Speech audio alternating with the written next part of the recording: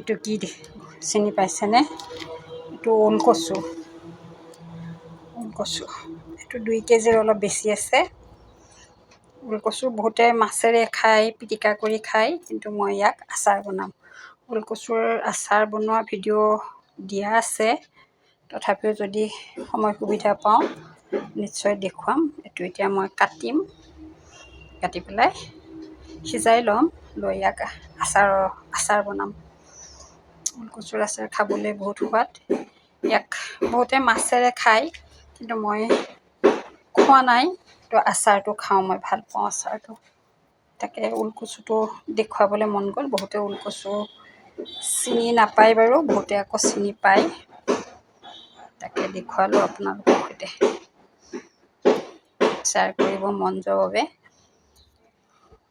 ধন্যবাদ সকলোকে।